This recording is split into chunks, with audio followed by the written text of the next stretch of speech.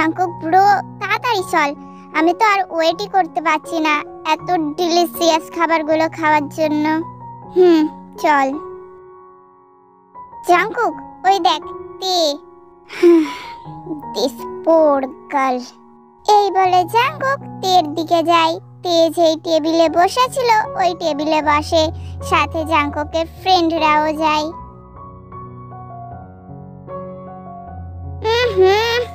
কেমন একটা পচা গন্ধ পাচ্ছি। আমিও পাচ্ছি জাঙ্কুক, কিন্তু আমাদের খাবারগুলো একদম ফ্রেশ প্লাস এক্সপেন্সিভ। তাহলে এই গন্ধটা কোথা থেকে আসছে? তে, তোর টিফিনটা দেখি। তাই তো বলি, এই দুর্গন্ধ কোথা থেকে আসছে? তুই কি প্রতিদিন ডাস্টবিন থেকে খাবারগুলো আনিস? তোর যদি এতই সমস্যা হয় অন্য জায়গায় গিয়ে বস। জাঙ্কুক তেকে কিছু বলতেই যাবে, তখনই জিমিন আর সুগা এসে তের পাশে বসে। তে, তুই কি টিফিন এনেছিস? এই বলে তিনজনে টিফিন ভাগাভাগি করে খেতে শুরু করে।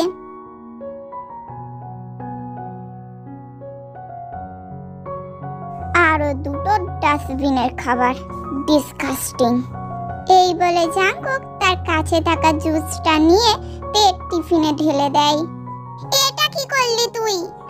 তোর খাবারটা একটু সুস্বাদু বানালাম। সুস্বাদু খাবার তুই ধর। এই বলে তে তার টিফিনের খাবারটা জাঙ্কুকের ড্রেসের উপর ঢেলে দেয়। How dare you!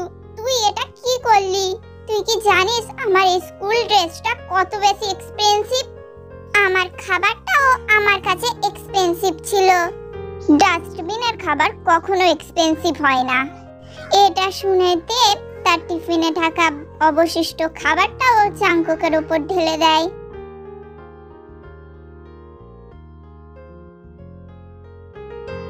তোর খুব সাহস বেড়ে গেছে তাই না? জাঙ্কুক, ছাড় আমাকে, লাগছে আমার। লাগার জন্যই ধরেছি। তে তার পা দিয়ে জাঙ্কুকের পায়ের ওপর খুব জোরে মারে। জাঙ্কুক ব্যথায় তেকে ছেড়ে দেয়। কেমন লাগলো? জাঙ্কুক অনেক বেশি রেগে যায়। রেগে গিয়ে তের চুলটা শক্ত করে ধরে। তোর আজকাল অনেক সাহস বেড়ে গেছে, এত সাহস পাচ্ছিস কোথা থেকে? জাঙ্কুক, আমার চুল ছাড়।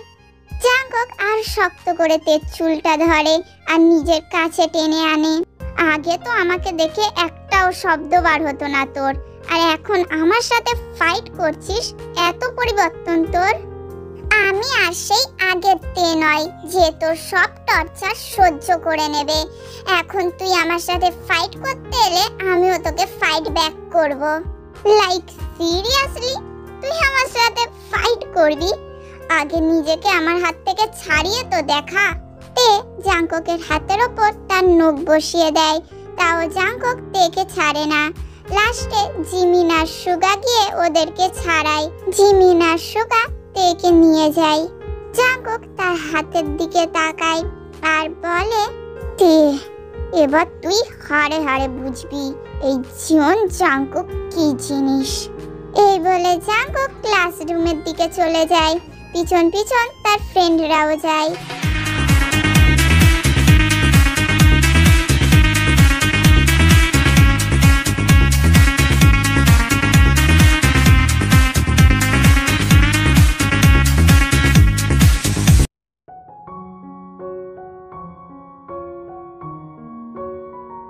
কিরে জাঙ্কুক, বাড়ি যাবি না?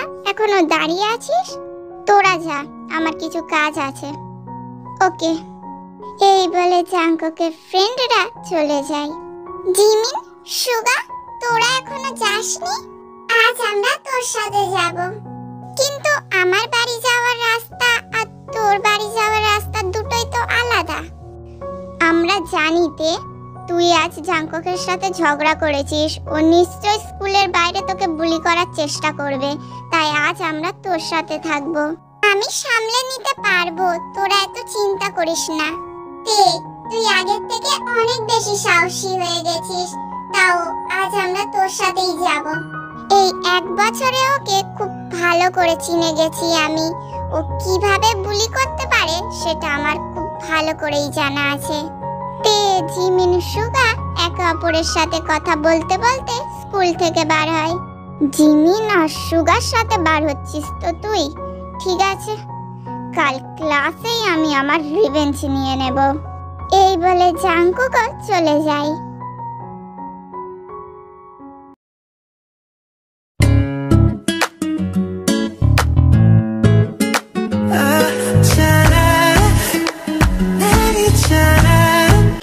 তার টেবিলে বসতে বসতে বলে, জাংকুক আজ এত শান্ত কি করে? আমি তো ভাবলাম ও আমার জন্য কোনো না কোনো প্ল্যান করে রেখেছে আমাকে বুলি করবে বলে। জাংকুক তের দিকে তাকায় আর একটা ডেভিল স্মাইল দেয়।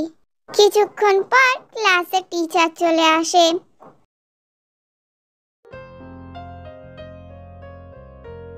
তে, এখানে আসো আর এই কোশ্চেনটা সলভ করো। Okay ma'am. তে ওঠার চেষ্টা করতেই বুঝতে পারে তার স্কার্টটা চেয়ারে আটকে আছে। কি হলো তে?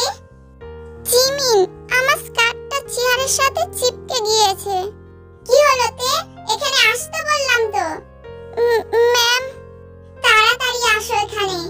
তে চেয়ার থেকে তার স্কার্টটা ছাড়ানোর চেষ্টা করতে করতে জাংকুকের দিকে তাকায়। দেখে জাংকুক তার দিকে তাকিয়েই হাসছে। ওহ, এই কাজটা জাংকুক করেছে। তে উঠে দাঁড়ায়। তের স্কার্টটা ছিঁড়ে যায়। এটা দেখে ক্লাসের সবাই হাসতে থাকে। সবাই চুপ করো। তে, তুমি বসে পড়ো।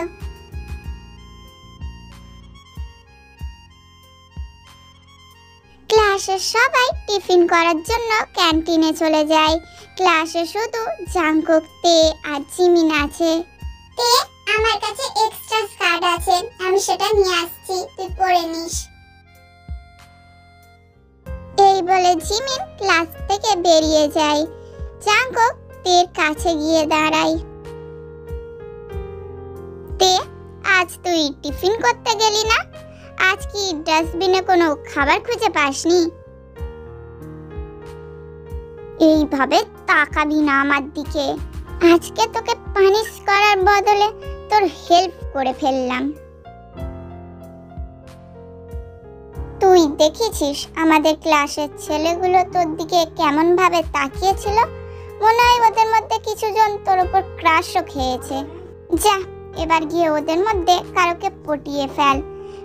তারপর তোকে আর এই ডাস্টবিন থেকে খাবার খুঁজে খেতে হবে না। আমাদের ক্লাসে সবাই রিচ, শুধু তুই আর তোর ওই দুটো ফ্রেন্ড বাদে। জাংকুক আরো কিছু বলতেই যাবে, তার আগে তে জাংকুকের গালে চড় মারে। ব্যাস, অনেক হয়েছে। আজ তোর জন্য ক্লাসের সবাই আমার দিকে খারাপ নজরে তাকিয়েছিল। এই বলে তে জাংকুককে আবারও চড় মারে। জিমিনকে ক্লাসের মধ্যে দেখে জাংকুক ক্লাস থেকে বেরিয়ে যায়।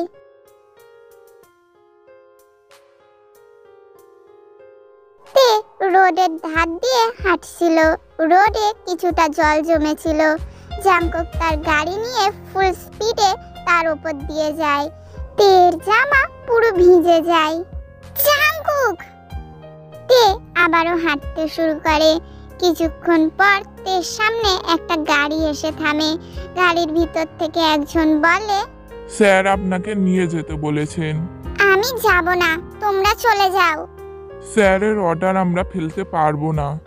বললাম তো আমি যাব না। আপনি না গেলে আমরা আপনাকে তুলে নিয়ে যাব। Like seriously? স্যার আমাদের পারমিশন দিয়েছে। এবার আপনি যাবেন নাকি আমরা ফোর্স করব? তে আর কিছু বলে না, চুপচাপ গাড়িতে গিয়ে বসে। ড্রাইভার গাড়ি স্টার্ট দেয়। তে শুধু বাইরের দিকে তাকিয়ে থাকে।